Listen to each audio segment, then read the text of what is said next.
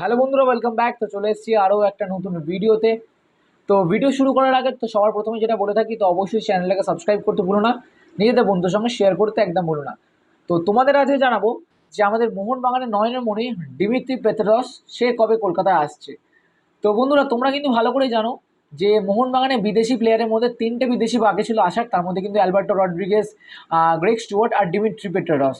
তো ইতিমধ্যে কিন্তু গ্রেগ স্টুয়ার্ট আর আমাদের অ্যালবার্টো দুজনে কিন্তু ভিসা সমস্যা কাটিয়ে কিন্তু মোহনবাগান দলে যোগ দিয়েছে অনুশীলনে। আর আজকের যেরকমটা কিছুক্ষণ আগেই আপডেট পেলাম যে মোহনবাগানের ডিমিট্রি পেট্রারস সে কিন্তু 12:30 AM 8 তারিখ 12:30 AM এ কিন্তু কলকাতায় ল্যান্ড করবে, যেরকমটা আপডেট আছে। তো ভাবলাম তোমাদের সঙ্গে শেয়ার করি, তোমাদের কিছু হলেও হেল্পফুল হতে পারে। তো 12:30 AM, ঠিক আছে, ভালো করে মাথায় রাখো ভাই। মাঝরাতে, মানে 7 তারিখ, আজকে ধরো 7 তারিখ, আজকের মাঝরাতে যেটা 8 তারিখ পড়ে যাচ্ছে 12:30টার সময়। তো সেই 12:30টার সময় কিন্তু কলকাতা আসছে ডিমিত্রি পেত্রাতস। তো তোমরা কারা কারা যাবে তাদেরকে মানে আনতে, সেটাও কিন্তু কমেন্ট করে জানাতে একদম ভুলো না।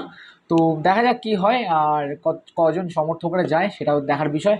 তো ডিমিট্রিকে আনতে কিন্তু অনেকজনই যাবে।